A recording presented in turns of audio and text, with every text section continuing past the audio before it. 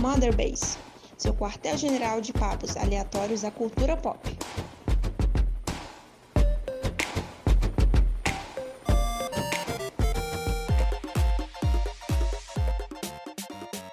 Fala galera, tá começando mais um Mother Base, seu quartel-general de cultura pop na podosfera. E eu sou Caio Vicentini, eu vou ser o seu host de hoje. E eu estou acompanhado do meu colega de crime de sempre, o Diogo Fernandes. Olá pessoal, tudo bom? E nós temos uma convidada especial, a primeira vez que ela participa aqui do nosso podcast. Deem boas-vindas para Andréa Oliveira, do Warp Zone e do Clube do Videogame. Olá pessoal, é um prazer estar aqui com vocês. Seja muito bem-vinda. Eu comecei a te seguir no Twitter já faz um tempo e eu vejo que você fala bastante de Shadow of the Colossus. E você é uma grande fã desse jogo, imagina, então? Sim, é o meu número 1 da vida. É esse jogo. Jogo da vida, né? Sempre tem um. Sempre temos, Todo mundo né? tem um. Você jogou ele na época do PlayStation 2, na estreia, assim, ou foi um tempo depois com a remasterização, ou até mesmo com o remake? Não, eu joguei no PlayStation 2, eu tinha 13 anos, então isso foi em 2006? 2005, 2006. Por aí. E joguei no PlayStation 2 e foi totalmente por acaso. É realidade brasileira, né? De uma pessoa humilde, né? Ia na banquinha, famoso camelô, né? E procurava, né? Jogo pra ter, né? Em casa e tal, passar o tempo, bons tempos, né? Então, aí eu vi, era uma capa de um gigante, assim, eu falei, vou levar esse. Aí levei e foi o amor à primeira vista. Ia lá naquele amigo camelô e comprava de bacia, né? Um saco preto de lixo, jogava um monte de DVD e levava. A vida inteira.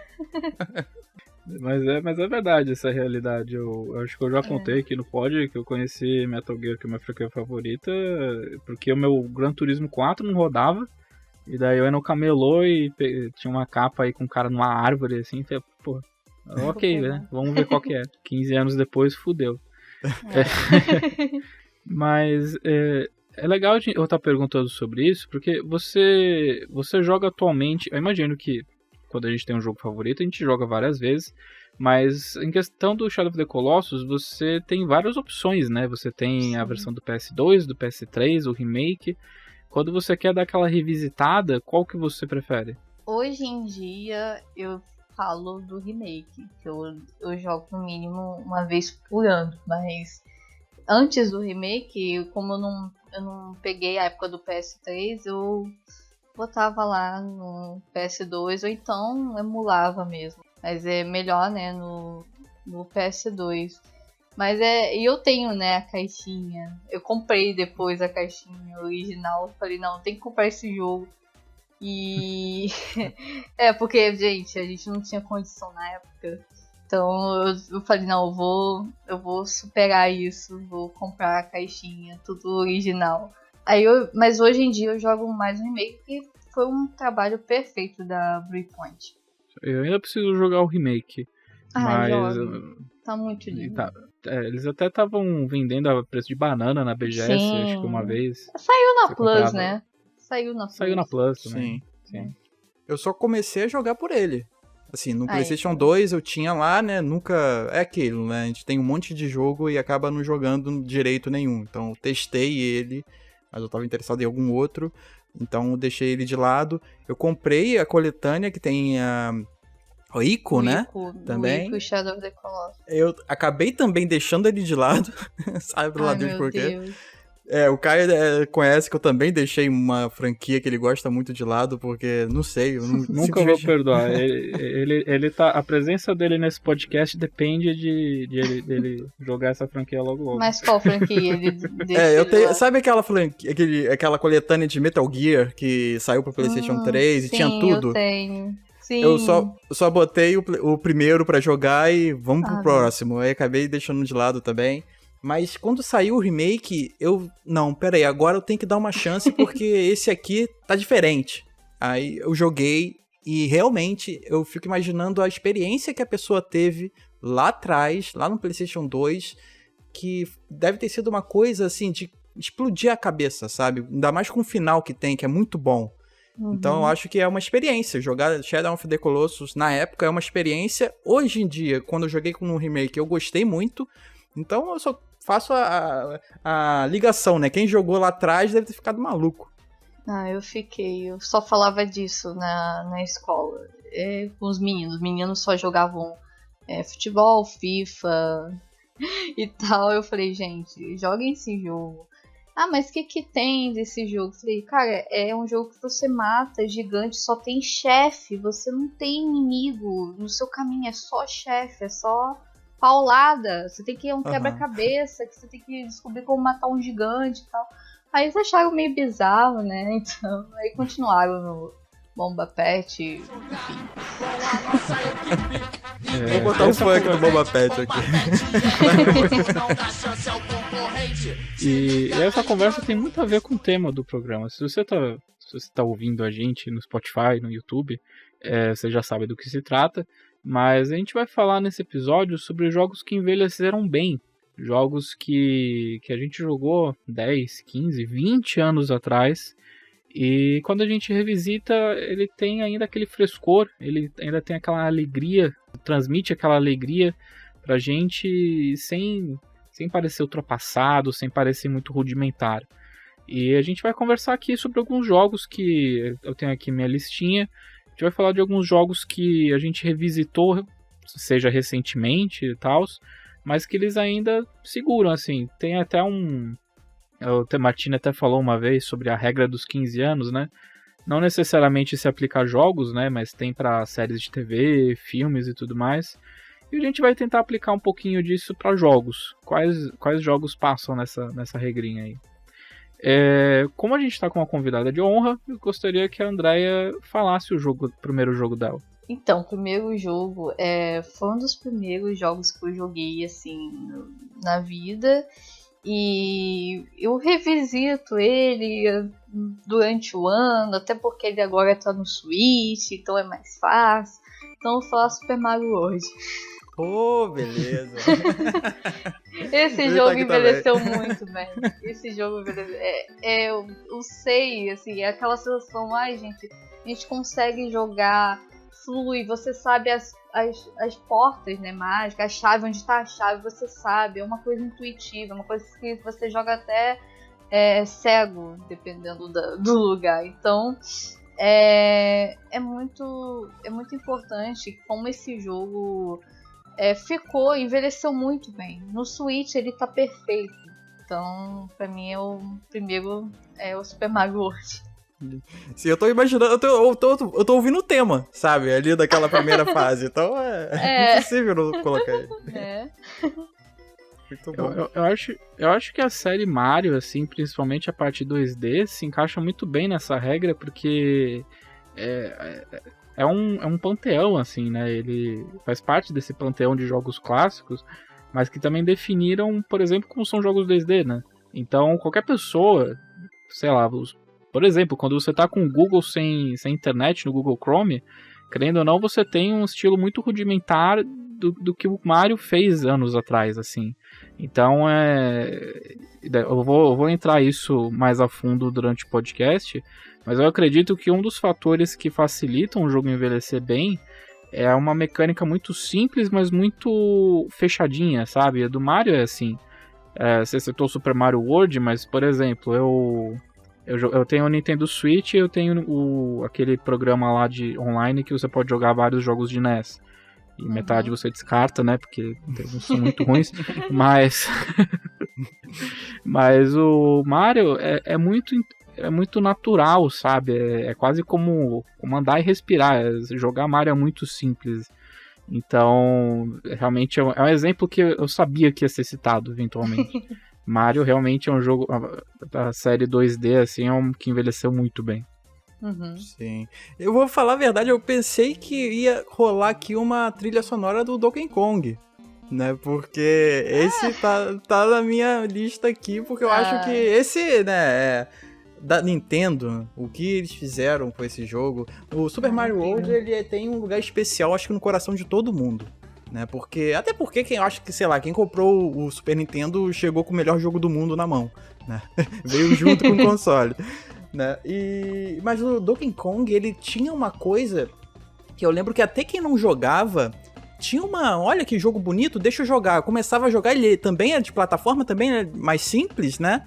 Então todo mundo conseguia jogar e se admirava ali com aquele gráfico, aquela coisa que eles fizeram, e com a trilha sonora do David Wise, que é, assim, eu acho que é inacreditável hoje em dia. Ainda hoje, assim, eu entro naquela fase da água e eu não consigo pensar, cara, isso aqui saiu no Super Nintendo. Acho que talvez entre todos, assim, eu acho que o que mais envelheceu bem, assim, nessa onda lá da galera dos 16 bits, né? Uhum. Sim. Acho lindo. Vocês estão falando de 2D, eu queria então já engatar um exemplo, só que indo mais pro 3D. Eu sou mais da época do PlayStation 1, eu comecei a jogar, eu comecei a jogar bastante mais com o PlayStation 1, e tem um jogo que frequentemente eu revisitava ao longo da vida, que era uma versão pirata, muitos anos depois eu consegui uma versão original, que era o Crash 2. Crash 2, o primeiro, eu sinto que ele ainda é um pouquinho rudimentar. Não que ele tenha envelhecido mal, mas que ele ainda era meio travado em algumas coisas. Acho que o pessoal da Naughty Dog afinou assim, as coisas, deu uma refinada nas coisas, que ficou muito melhor no 2. E o 2 é a mesma coisa que a gente estava falando do Mario, é muito natural, assim, né? Você tem o golpe, a giradinha para quebrar as caixas, você pula em cima das coisas. O jogo, ele visualmente, ele explica muito bem o que está acontecendo. Você olha a planta, você sabe que a planta é um inimigo. Eles sempre indicam que são as caixas de cor, aquelas caixas que todo mundo conhece no Crash, que você tem que quebrar. Então, é tudo muito natural, é tudo muito... que envelheceu muito bem, assim. Eu acho que o remake que eles lançaram, acho que em 2018, se não me engano, 2017, 2018... mostra o quanto os pilares eram bem definidos, porque você não tinha que mudar quase nada. Você não precisava refazer alguma coisa, você não precisava fazer alguma coisa do zero. Eles só fizeram uma versão HD que funcionou muito bem, porque uma outra coisa, né?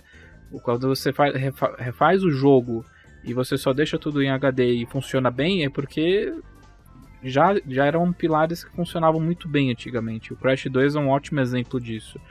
O 3, eu acho que ele também se encaixa nisso, mas eu acho que ele adicionou muita coisa e talvez tenha ficado um pouco inchado demais. Não que isso seja ruim, mas eu acho que, como eu disse, é muito mais natural, é muito mais intuitivo você pegar os comandos do 2 do que no 3. Até hoje o remake dele é bem... a colisão dele, ele escorrega, parece que tá com um sabão no sapato, bem... ele envelheceu, assim, não sei se é a proposta, né? Na época eu jogava bem, hoje em dia eu não sei, eu não jogo tão bem assim, então pode ser que o problema seja eu, mas os outros Crashes envelheceram muito bem, principalmente o 2. Eu sinto, você comentou isso do remake, eu não sei se eles deixaram mais difícil ou se a gente tem aquela memória muscular dos antigos e a gente não consegue se desvencilhar jogando o remake.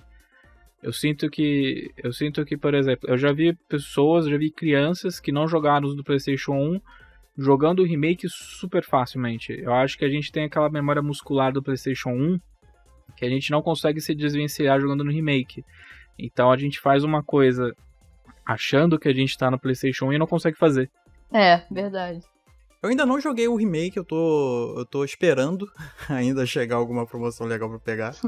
Mas ele é o tipo de jogo que ele foi, eu acho que, na minha opinião, ele foi o que melhor trouxe ali a ideia de um jogo de, entre aspas, né, plataforma que em ambiente 3D.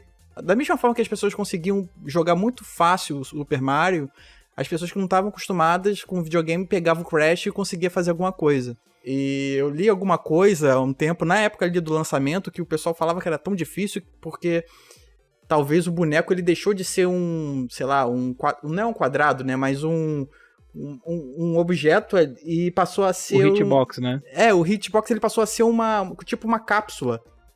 Né? E assim ele deixa de... Você não consegue ficar bem na beiradinha das coisas, então você cai muito mais fácil, né? Então eu acho que isso deu uma ajudada pra deixar o jogo um pouco mais difícil. Eu tô ansioso, quero pegar em breve pra poder passar raiva.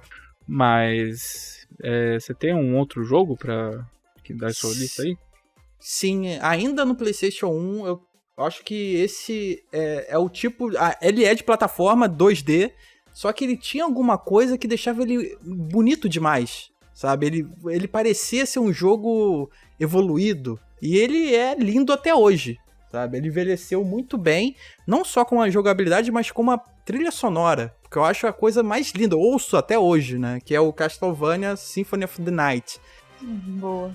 Quando a morte rouba seus itens, lá no início do jogo, você fica, né, totalmente sem... né, você fica nu, quase.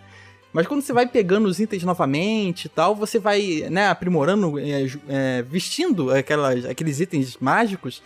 Eu lembro da capa do Alucard, quando ele andava, e ela balançava de um jeito, sabe? Tão bonito daquele jogo. Cara, essa imagem não sai da minha cabeça. Ainda mais que tem uma tela de load, né?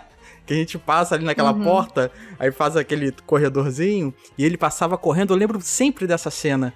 Então eu acho que ele é um dos jogos mais bonitos que, assim, do PlayStation 1, né, até hoje. Então, é esse. Eu, cara, adoro a trilha sonora dele. Vai ser uma delícia colocar aqui no podcast. Eu vou confessar que eu tenho essa pendência com Castlevania. O único que eu joguei foi o Lords of Shadow, e foi só porque falaram que o Kojima estava envolvido. Mas esses clássicos... Desculpa, gente, desculpa. Não, foi perdoado. Mas essa fase 2D do PlayStation, até aquele iniciozinho dos anos 2000 que teve do GBA, do DS, eu deixei assim passar em branco direto. Dizem que não que é difícil, mas que é complexo de navegar no mapa, né? Quando é a primeira vez, sim. Quando eu joguei pela primeira vez, eu tive que a minha guia foi um detonado de uma revista, assim. E o meu primo mais velho, mas não é um bicho tanto de 7 cabeças. Esse jogo é muito importante. Se tiver uma lista de jogos importantes que você tem que zerar antes de morrer, com certeza ele vai estar na lista. Eu queria aproveitar e perguntar pra vocês, quando vocês jogaram esses jogos recentemente? Vocês têm essa lembrança? Quão recente é essa memória que vocês têm desses jogos que vocês revisitaram?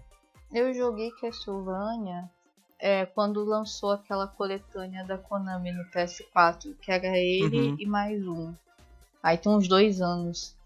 Toda vez que eu pego aquele meu PSP sagrado da massa, cheio de jogo antigo, então eu sempre revisito ali pra passar um tempinho.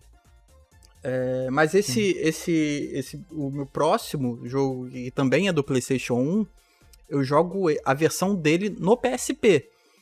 Porque, assim, não tem lá tanta diferença assim, mas... eu consigo lembrar dele quando eu joguei e, assim, ele é lindo demais até hoje. Eu acho que eu até peço perdão pro pessoal, porque eu sempre trago esse jogo pra cá, porque toda hora eu falo, mas o Valkyrie Profile, ele é um RPG, assim, muito gostoso de jogar até hoje pela jogabilidade que ele tem, mas, assim, na parte estrutural do jogo, na parte de canções, do próprio gráfico, das animações, ele é lindo demais, sabe? Vale muito a pena. Quem nunca jogou, dá uma chance pra ele, porque é uma pena que é uma franquia que foi, né, deixada de lado, não avançou além do PlayStation 2, que inclusive nem teve um jogo tão ruim assim, né, mas não conseguiu ter gás pra isso. Mas o primeirão lá, ele é lindo demais, com grandes personagens. Eu acho que a Lenneth, ela, assim, é incrível. Um dia eu faço a tatuagem dela. Mas, assim, é um jogo que o pessoal que deixou pra trás e não conseguiu jogar por tempo, acho que nasceu na época errada, não teve a oportunidade, então vale a pena ir atrás, porque é um clássico esquecido, que é uma pena.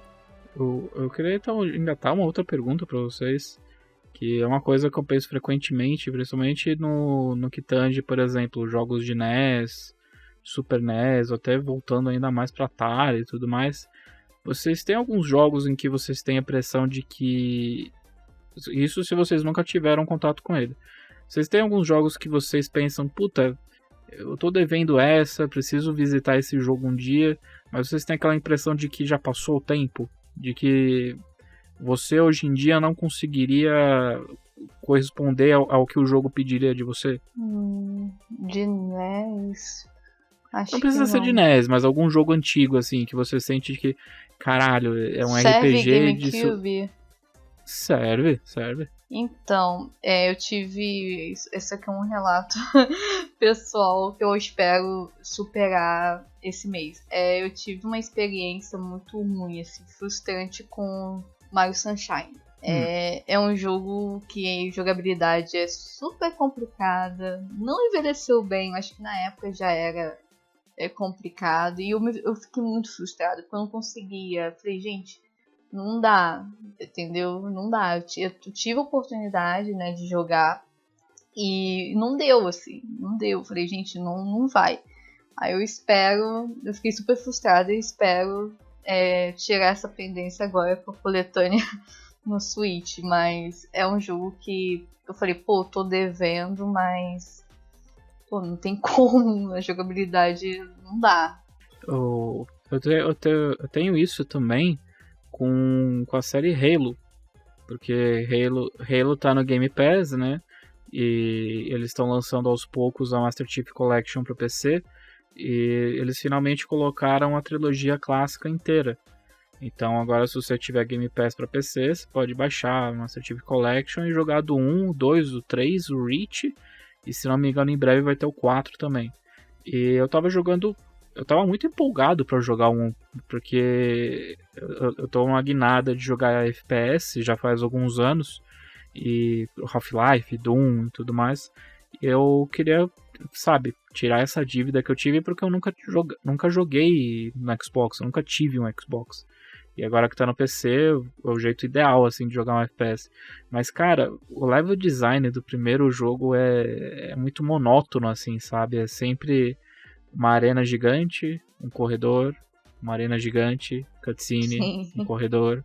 É muito... Eles ainda não tinham aquela gana de fazer uma coisa mais orgânica, então era muito artificial, porque você, sabe, você podia apostar um salgado que você sabia que vai aparecer um inimigo aqui, vai aparecer uma cutscene aqui, então era tudo muito previsível, muito monótono, e até agora eu não consegui terminar o primeiro jogo, mesmo achando o gameplay muito gostoso, muito legal de jogar, mas o level design mata muito, cara, e eu preciso revisitar, mas meio ao contragosto.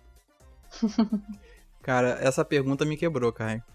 Porque eu vou ter que entregar minha carteirinha de RPGista agora. Eu não consigo imaginar voltando pra Chrono Trigger. Que isso? Não... Pois é. É horrível, né? Na época, peraí, deixa eu tentar me defender, porque na época eu não tive... Assim, eu tava... Na verdade, eu joguei um pouquinho de Chrono Trigger lá no Super Nintendo, mas eu só fui dar atenção especial a ele, né, tentar jogar lá no PlayStation 1, quando ele já tinha aquela versão que já tinha algumas cenas de animes e tudo mais. E não sei lá, não casou, sabe? Não clicou comigo.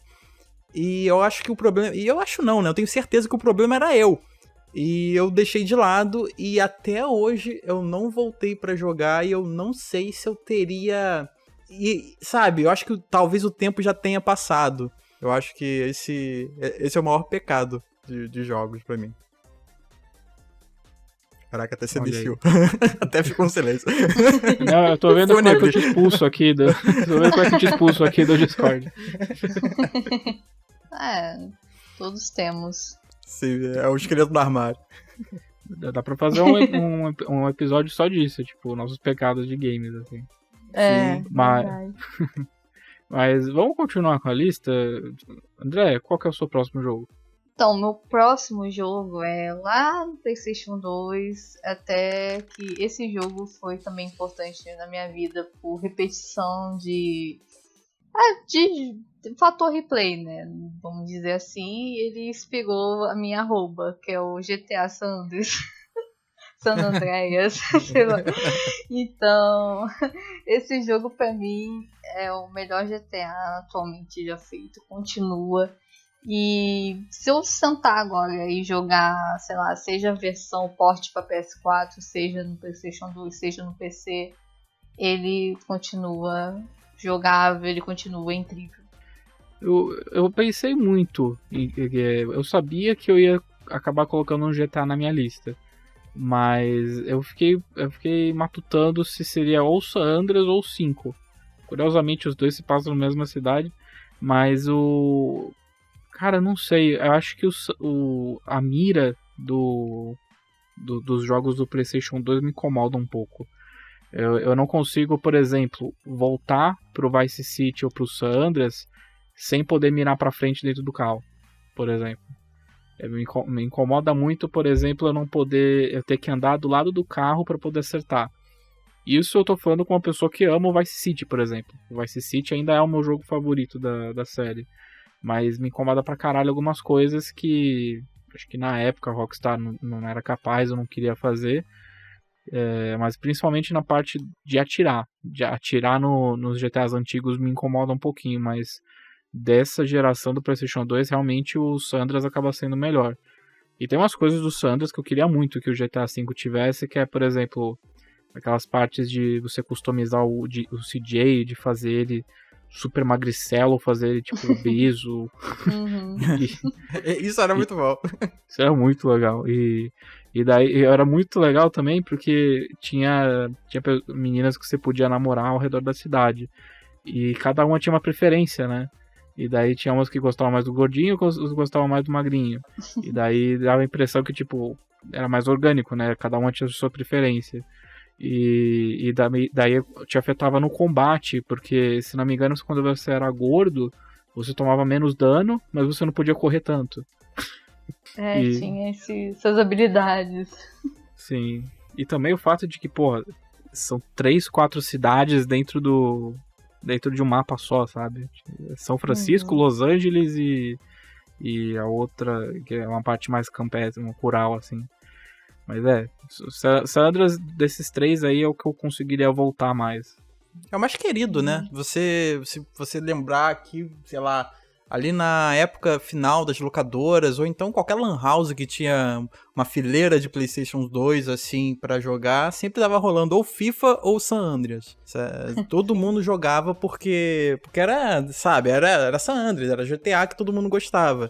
Sim. Então, ele é um jogo que tem o pessoal tem um carinho, né? Pode até não ser o mais bonito, pode até não ser o mais bem acabado e tudo mais, mas o pessoal tem um carinho muito forte pelo GTA San Andreas, principalmente. A comunidade de mods é muito forte ainda no GTA San Andreas. Enquanto eu fico reclamando durante 50 minutos do GTA Online do 5, tem toda uma comunidade feita ao redor daquele componente multiplayer do GTA San Andreas que foi expandido pra caralho. Tem gente que recriou o Rio de Janeiro no San Andreas. E daí tem Sim. carro de PM, tem gente que faz, tipo, roleplaying mesmo, bancando policial, tem gente que banca o bandido. Então, existe uma comunidade fora da nossa bolha, assim, que ficou no San Andreas e tá muito satisfeito com o que tem no San Andreas.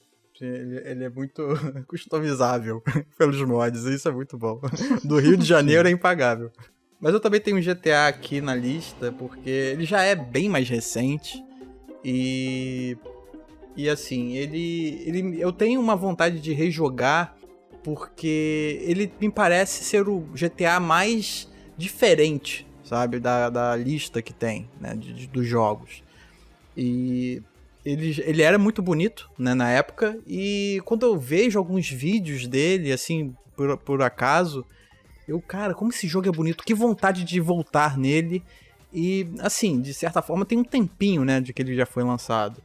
Eu acho o GTA 4 muito bonito, eu acho que ele envelheceu muito bem. E a história dele me remete muito a uma época que eu tava muito, muito maluco com filme de mafioso pra caramba e tal, não sei o quê. Então eu joguei muito o GTA 4 e ele tem uma atmosfera muito mais dark, muito mais pesada, que eu gostava dele, assim, sabe? Ele me passava um estilo de jogo diferente dentro do GTA. Então aquilo me pegou muito. Então eu lembro que eu devorei o jogo e eu tenho um problema com o GTA com isso. Porque quando eu faço tudo que tem no jogo, e quando eu termino. Acabo não voltando. Mas esse é o único GTA que eu tenho realmente muita vontade de voltar. E você curtiu o GTA 4 também, André? Sim, eu joguei ele, mas assim, joguei, mas aí eu joguei um pouco tarde do lançamento e tal. Aí na época eu emendei logo com 5. Aí cheguei a zerar o 4, depois zerei o 5, fiquei um pouco no online do 5, aí depois achei meio repetitivo, não conhecia mod ainda do GTA Online, aí eu larguei. Mas Você é um já bom passou jogo, raiva? o GTA 4. Já passou raiva no GTA Online? No online? É. Já, de gente invadindo, eu combinava com colegas, né, de internet, isso lá em 2014. Aí eu combinava, aí o golpe não dava certo e tal, mas hoje em dia tá tão diferente, né? Tem, sei lá, não sei se é mod, tá. cidade alta, eu não entendi nada. A gente faz meio que uma historinha dentro. Eu falei, gente, não era assim em 2014. 2014 era fazer golpe, né? Aí o pessoal agora faz historinha, achei interessante. A comunidade online do GTA V também cresceu bastante, porque existe agora esses mods do GTA Online que tem uma versão que você pode ser um policial, que é a 5M, alguma coisa assim, que é ultra realista. Que os policiais têm que seguir as leis de trânsito e tudo mais. Eu acho um saco isso, mas Nossa. enfim, vai de cada um. Vai de cada um, né? Mas é verdade, mudou muito o jogo. Mesmo se você não jogar essas versões alternativas do online, você não pegou a época do... a gente teve um podcast só de mim reclamando do GTA Online. Fudeu se eu começar a falar de novo. Mas, por exemplo, tem uma moto voadora que dispara mísseis, que desvia de mísseis que você joga. E agora você tem que comprar um caminhão blindado que aguenta 69 mísseis. Tô lembrando. Enfim. Tem isso agora. Sim, virou um campo de guerra. Virou Saints Row. A melhor definição é que virou Saints Row. Oh, meu Deus. Tem arma laser. Eita. Rod mortal. Se um dia eu Nunca tiver mais de esquece. novo, se um dia eu marquei seu nome na agenda, Ian Ferrari. Eu vou lembrar de você. Se um dia eu for maluco de instalar essa porra de novo e eu te encontrar, eu não vou esquecer. I will find you. And I will kill you. Fica o aviso. É isso que é o GTA Online hoje em dia. Mas vamos mudar de assunto, senão Sim. vai A complicar. saga da moto voadora. Eu ainda não encontrei aquele cara. Mas enfim. Eu queria então engatar, já que é o assunto Rockstar, eu vou falar do... O GTA Vice City é o meu GTA favorito, mas o meu jogo favorito da Rockstar ainda é Bully. E eu ainda acho que é o jogo que melhor envelheceu. Eu joguei ele recentemente, não recentemente, faz pelo menos mais de um ano, mas eu joguei no PlayStation 4 e eu platinei ele. Nossa. Eu gosto muito desse jogo, eu joguei várias vezes do PS2, eu peguei a memory card, acho que eu terminei, sei lá, umas 7, 8 vezes. E eu fiquei muito surpreso que quando eu rejoguei, muita coisa veio naturalmente. Tem algumas coisinhas aqui a colar que talvez, acho que as temáticas não envelheceram bem. Tem uma missão que você tem que roubar as calcinhas de meninas menores de idade pro professor de educação física, que é um negócio muito creepy, extremamente creepy. E tem uma outra missão que você tem que drogar um professor de química pra mulher lá da culinária fazer coisas que provavelmente não tem o consentimento do cara. Então, tematicamente, são aquelas coisas juvenis da Rockstar da época do PlayStation 2 que talvez não envelheceram muito bem. Mas em questão de fluxo de jogo, de gameplay e tudo mais, ainda é muito divertido. Ainda é muito divertido espancar as pessoas. Ainda é muito divertido andar de skate, ficar fazendo manobra aqui, pá. É muito legal ainda ir pras aulas. Eu ainda me divirto indo pras aulas e tudo mais. E pra mim, Bully ainda é o melhor mundo aberto que a Rockstar já fez. É pequeno, é conciso, mas todo mundo tem um nome diferente, todo mundo tem um comportamento diferente, é um micro-universo muito mais rico, é uma coisa que eu acho que a Rockstar tem, o mais perto que ela chegou foi com Red Dead 2, mas aí é porque, anos de experiência, uma tecnologia muito maior, mas sabe, o que eles fizeram no PlayStation 2, o que eles tinham na época, e nem era Rockstar North, não era nem a equipe do GTA, era uma equipe secundária, assim, que era uma outra empresa que foi renomeada para Rockstar Leeds. É incrível, assim, Bully ainda é, acho que um dos melhor jogo que a Rockstar já fez, e o melhor mundo aberto de longe, e até hoje vale a pena, até hoje é uma aula de como fazer mundo aberto. Sim, sempre que rola uma promoçãozinha assim, vira e mexe, ele entra em promoção, né? Sim. Eu sempre olho com atenção pra ele e falo, cara, eu queria comprar o Bully. Mas e o senhor, Diogo? Diga-me.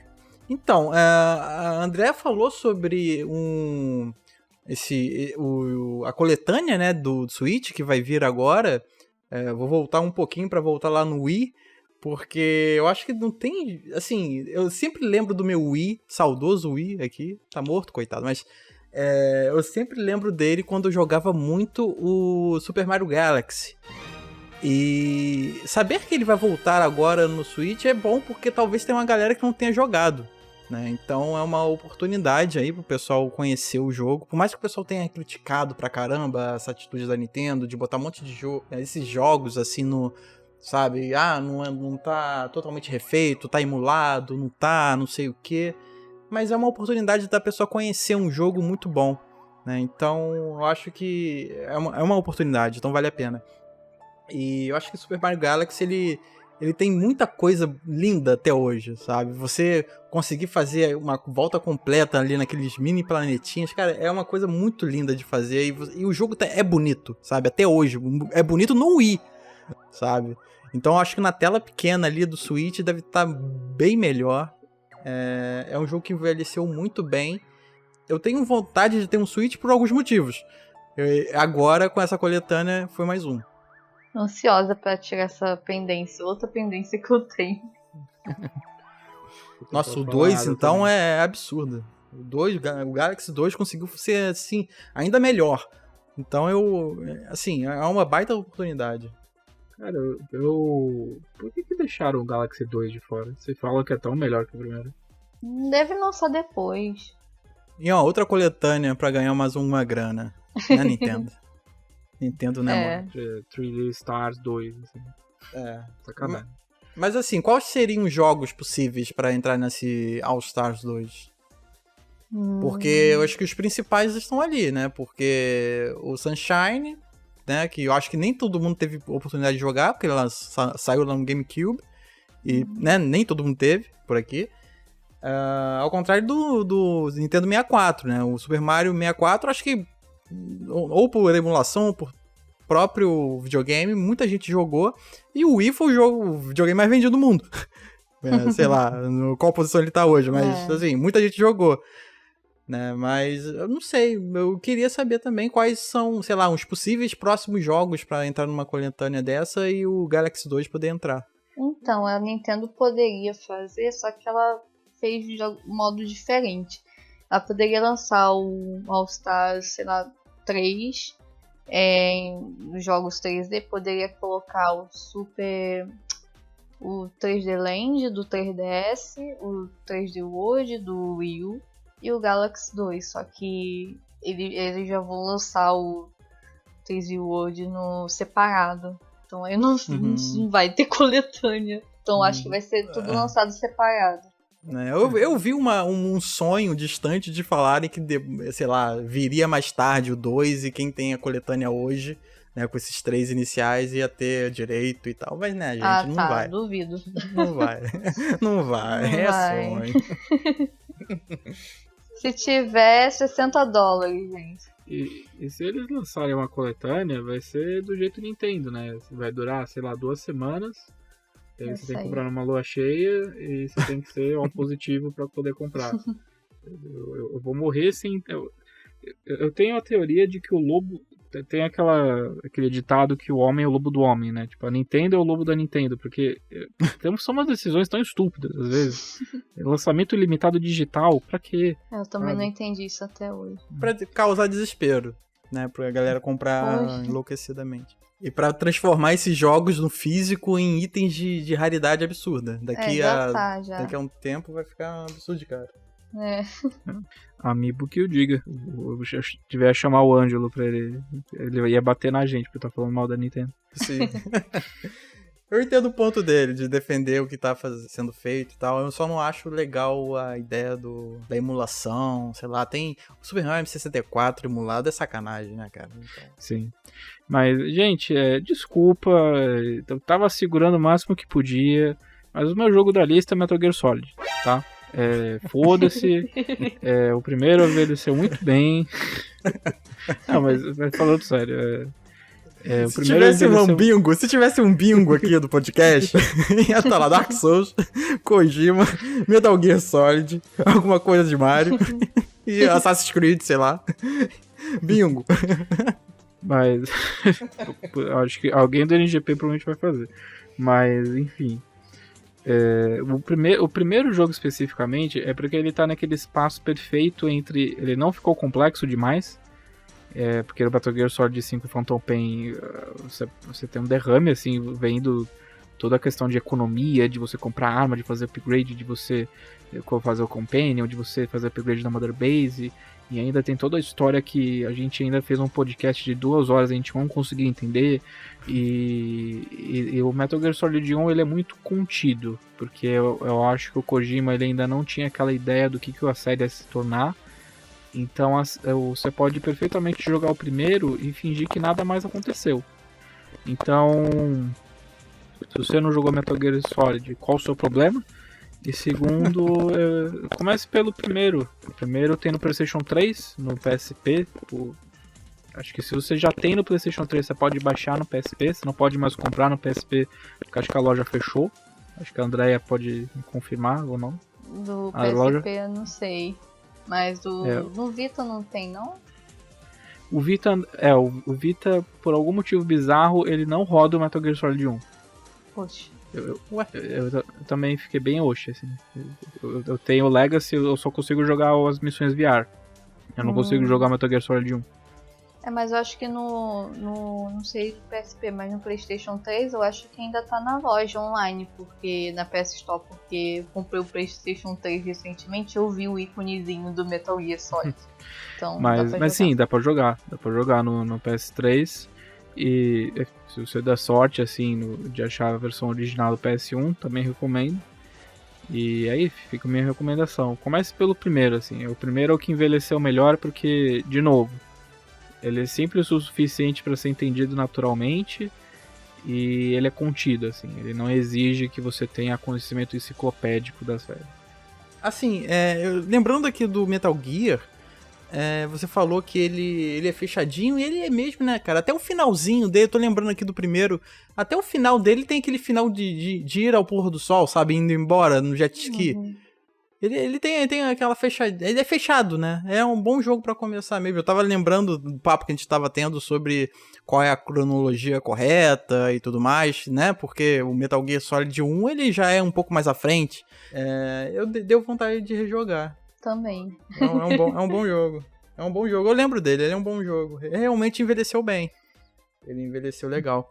Mas dando um pulão aqui pra geração ainda do PlayStation 3, que eu acho que até pouco tempo, pra mim ele ainda é, né, mas até pouco tempo ele era o jogo de herói mais bem feito pra mim. E eu acho que o Batman Arkham Asylum, ele envelheceu muito bem, sabe? Eu não sei se ele é um jogo recente demais pra ter envelhecido, mas considerando que ele já tem aí várias sequências, eu gosto muito do primeiro ainda. E assim, eu gosto tanto porque eu já zerei esse jogo 4 vezes e 2 dessas tem uma platina. E ele é um jogo que, assim, toda a história dele é bem fechadinha e eu gosto de revisitar sempre, sabe? É um jogo, assim, que ele é bonito, ele tem muitas coisas que ele trouxe de novidade ali para o combate, né? Que o pessoal que conheceu ali ficou maluco, eu incluindo nisso. Tem um remaster, né, no PlayStation 4, né? Sim. Eu tô jogando ele, inclusive. Tô entre ele e o Avengers. E eu também achei que um jogo feito em 2010, ele envelheceu muito bem. Sim, é uma delícia de jogar, cara. Quando você abre ali o mapa inteiro, você consegue, sabe, transitar ali naquele lugar, no asilo. E, cara, é muito bonito. O Batman correndo todo arrebentado, sabe, você... Na época eu achava isso interessante. Hoje em dia eu consigo... repete o sentimento, sabe, do Batman já no final do jogo, todo arrebentado, com o uniforme todo rasgado, a capa rasgada. É muito bonito. É muito bonito ver ele correndo, sabe?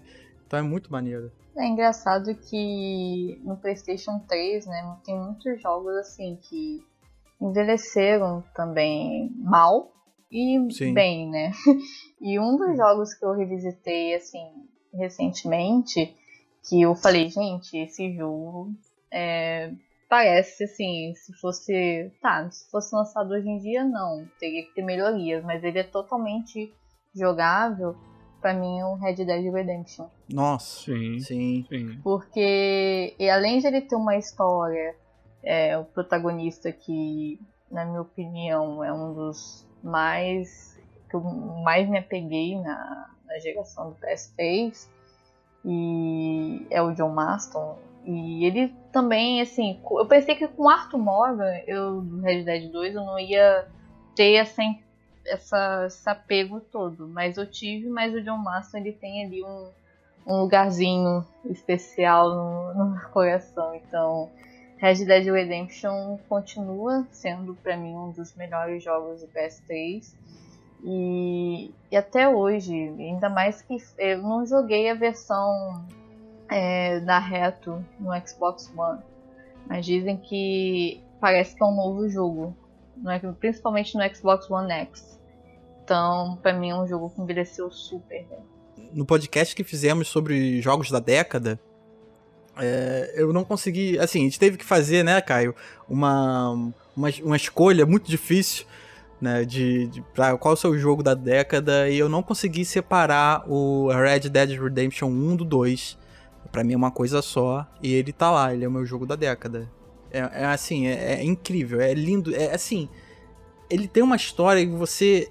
Eu acho que todo mundo que jogou esse jogo até o final e presenciou o que presenciou, ele tem aquilo muito forte gravado na cabeça, né? Toda a história, a música, vou relembrar aqui só pra botar no podcast também, no fundo aqui na trilha, porque quem vai embora, quem vai chegando no final e ouve a Compass, essa música... Assim, não esquece, sabe? Então... Cai uma lágrima, assim. Cai algumas. Muitas, né? No 2, então, cara, eu desidratei. E o 2, né, ele consegue dar aquela introdução, né? Apesar do pós, entre aspas, campanha, eu achei um pouquinho arrastado o capítulo 5, mas ele consegue dar um lacinho, assim, olha, assim que começa o 1, e você que jogou o primeiro, você sente que, é por isso, é por aquilo. Eu amei também a Red Dead Redemption 2. Sim, ele conta uma história muito boa. Pra mim, o Arthur Morgan é o melhor personagem já escrito pra videogames. Sério? Então, ele é muito bom.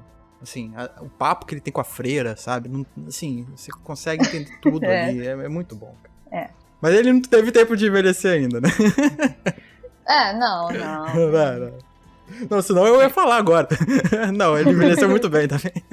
É engraçado porque eu fiz essa lista pensando em jogos em que eu fiquei muito tempo sem jogar ele e eles meio que acabavam escapando da memória, sabe? Mas Red Dead 1, ele parece muito atual ainda, sabe? Óbvio, se você colocar ele em comparação com 2, é óbvio que você vai sentir diferenças técnicas e tudo mais. Mas o Red Dead, eu não sinto que ele é uma coisa que ficou pra trás. Se é que vocês conseguem me entender, eu não sinto que é um jogo que ficou caído no esquecimento. É um jogo que as pessoas ainda mencionam, ainda falam frequentemente. Essa questão da retrocompatibilidade faz com que uma nova geração, porque querendo ou não já se passou 10 anos, mais de 10 anos, o pessoal conhecer esse jogo, então ele parece que ele é muito recorrente. E isso também me faz mencionar o meu próximo jogo, meu último jogo, para também não ficar me estendendo demais, que é o The Last of Us. Eu acho que The Last of Us, no quesito de jogo que não envelhece, com certeza ele é um dos melhores exemplos. Eu acho que ele é tecnicamente muito, muito redondinho, sabe? Ele tem coisas que ficam melhor no 2, não sei ainda dizer, mas eu joguei ele recentemente com a minha namorada. A gente terminou ele em janeiro desse ano. A gente começou a jogar no passado, terminou em janeiro desse ano. E sabe, não parece que é um jogo de 2013. Sabe, ele não mostra sinais de envelhecimento. E se você comparar, por exemplo, com BioShock Infinite, que saiu no mesmo ano e com meses de diferença, você já tem aquela sensação de coisas que não funcionam tão bem. Navegação e tudo mais. Mas The Last of Us não. A Naughty Dog já naquele período que eu acho que eles ainda estão nesse auge, mas foi o início do auge, sabe? Foi o início daquele auge técnico deles de entregar sempre o melhor produto possível, que veio com Uncharted 4, o The Last of Us 2, com todos os reviews aí chegando, que provavelmente vai ser o jogo do ano, né? Provavelmente em 2020. E The Last of Us 1, cara, a história é ótima, o mocap ainda funciona muito bem. Cara, jogar no PlayStation 4, eu ainda fico embasbacado quando eu chego lá no Capitólio de Boston, que você anda meio que num pântano assim, você ainda tá com a Tess, com a Ellie. Sim. Eu fico embasbacado com a água, com aquele musgo, com toda aquela parte verde crescendo no prédio. É um jogo maravilhoso e caralho, faz 7 anos que esse jogo saiu. Sim. Faz 7 anos e não envelheceu nada. Nada, ele tava na minha lista. Eu também acho o The Last of Us, na época que ele foi lançado, ele tava muito à frente do seu tempo. O que a Naughty Dog conseguiu fazer no PlayStation 3... Isso é incrível. Isso é incrível. Assim, é inacreditável que aquele jogo tava rodando. Igual o próprio GTA V, né? Quando ele saiu no PlayStation 3, Sim. Assim, teve a briga, né, entre os dois pra ver quem ganhava ali o jogo do ano. Os dois rodando no PlayStation 3 ali naquela geração, no final da geração, foi um milagre. O pessoal conseguiu tirar leite de pedra ali. E Sim. Eu lembro realmente, né, que tudo nele era bonito, sabe? As expressões, o jogo ele usa muito isso, né? E as expressões faciais, o que cada rosto, cada gesto tá querendo dizer. Então, o PlayStation 3 tinha que fazer isso, né? Tinha que te mostrar esse tipo de coisa. Então, você rever isso num jogo de tanto tempo, realmente envelheceu demais, bem demais, né? Eu preciso reforçar, o roteiro desse jogo ainda é uma das minhas partes favoritas assim de narrativa de todos os jogos, ainda é a cidade do Bill. Aquela narrativa visual que você vê as armadilhas do Bill, aquelas anotações do Bill que você sente que tem alguém vivendo lá, quando você encontra o corpo do amigo do Bill e daí você percebe que o Bill tinha sentimentos talvez um pouco diferentes com relação ao que o amigo tinha. E sabe, a carta, incrível, né? Assim. A carta, se você decide se você decide se você vai entregar a carta ou não. E daí quando ele pega a carta ele amassa e você vê que ele ficou sentido com o que foi dito.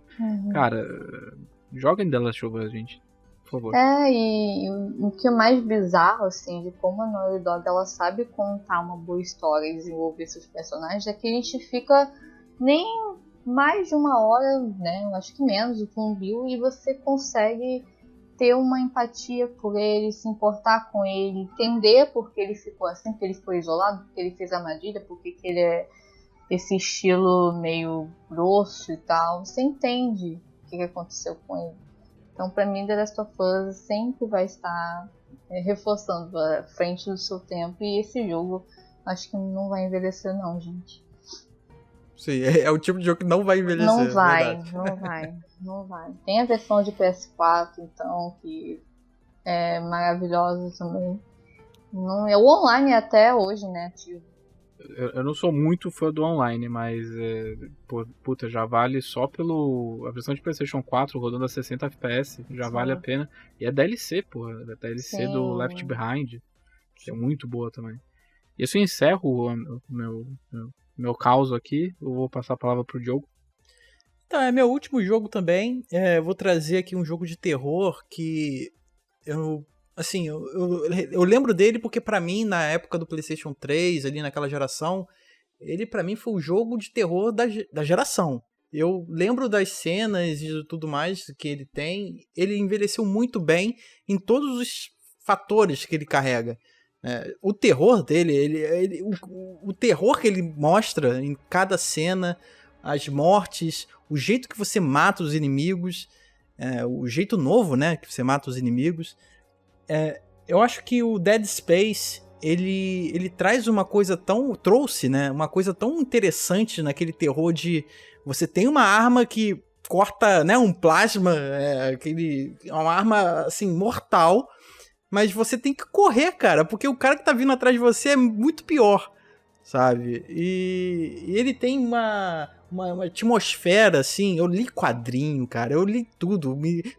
Cara, o que o pessoal me vendia de Dead Space na época eu tava comprando, inclusive comprei os outros 2 jogos que não deviam existir, mas o primeiro Dead Space, ele tem uma carga de horror, sabe? Eu tenho, assim, o final dele é absurdo, de aterrorizante, e você lê ali a frase que monta, né? Cada primeira letra dos capítulos, aquilo ali é a cereja, sabe? Do bolo. E eu lembrar de tudo que faz o jogo, esses detalhes todos, e a jogabilidade bem feita, o terror no espaço, que você, sei lá, você vai gritar e ninguém vai te ouvir.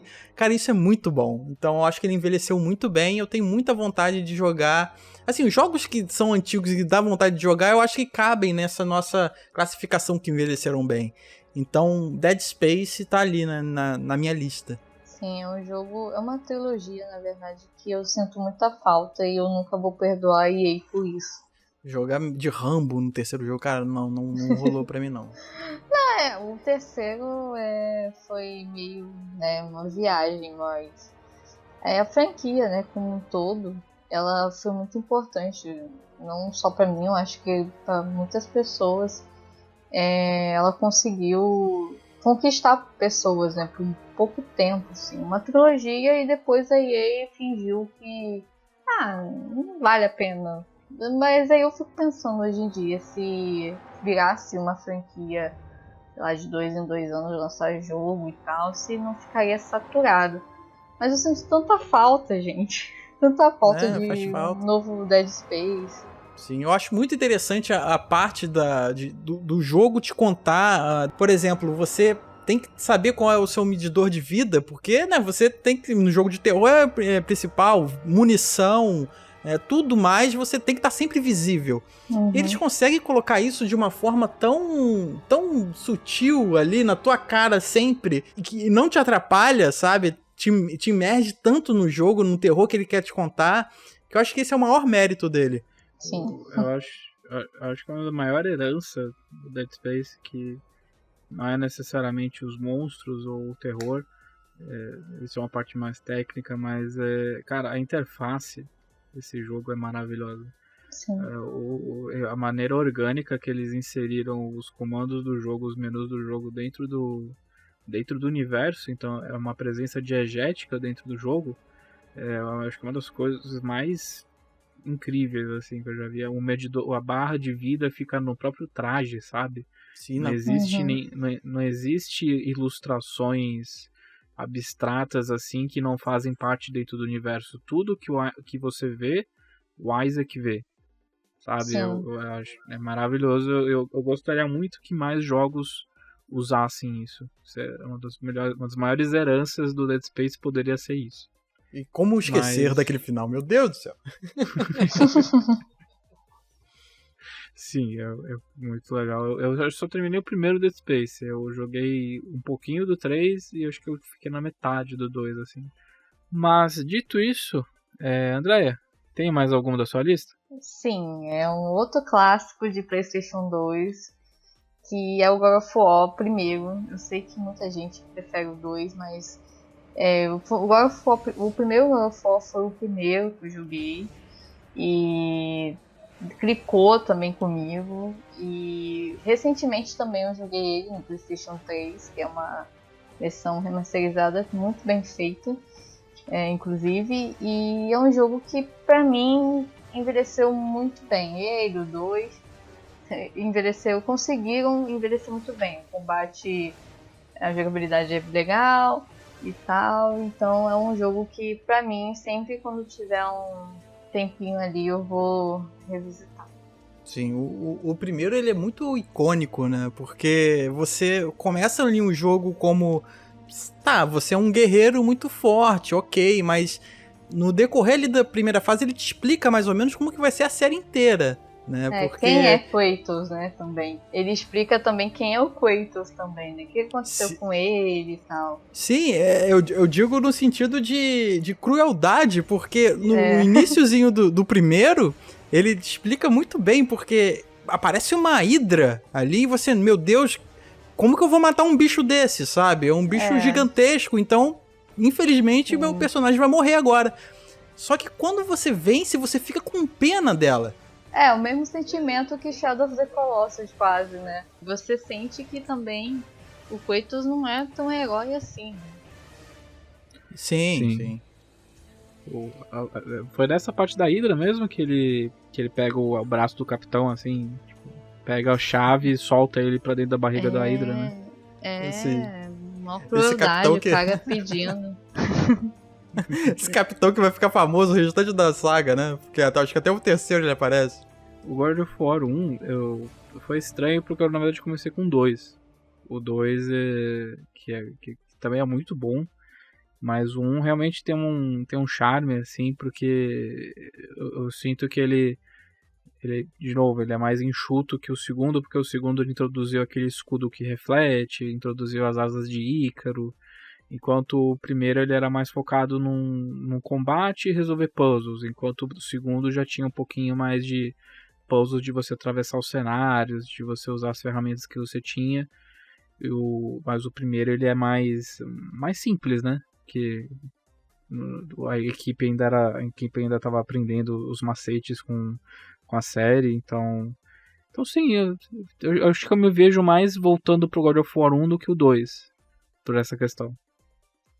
Sim, eu acho que talvez um dos melhores do PlayStation 2, né? Eu acho que o PlayStation 2 vendeu... O God of War, o primeiro God of War vendeu muito o PlayStation 2. Porque quem via aquela jogabilidade e queria experimentar um pouquinho dela, né? Então, até quem não tinha o hábito de jogar, queria o Deus da Guerra, deixa eu jogar o Deus da Guerra aí. Então, aprendia, aprendia o hábito de jogar a partir dali. Mas engraçado que quando tinha o PlayStation 2, eu joguei primeiro o Devil May Cry 1. Então, eu joguei e gostei. Aí eu não sei se foi pro meu primo, não sei se foi pro carinha lá da feira. Eu falei, gostei de Devil May Cry. Tem algo parecido? Aí, não, toma isso aí. Aí me deu o God of War. Mas eu acho que foi meu primo que me indicou o God of War. Foi a partir de Devil May Cry que eu conheci o God of War. Imagina, daí, sei lá, dá um Onimusha, alguma coisa assim. Tipo, você bate nos bichos e é isso aí. Então essa porra aí. Que é um baita jogo também. Teve muitos hack and slashes bons no PS2, né? Onimusha, God of War, Devil May Cry. Teve muita trecheira também, o jogo do Motoqueiro Fantasma, mas... Esse é clássicaço. Mas o saldo do PS2 é mais positivo. Sim. Mas eu acho que então a gente fica por aqui. A gente pode encerrar nossas listinhas. A gente deu vários bons exemplos de jogos que envelheceram bem. É engraçado porque a gente acaba citando o jogo algumas vezes ao longo dos podcasts, mas é porque são, né, jogos muito bons.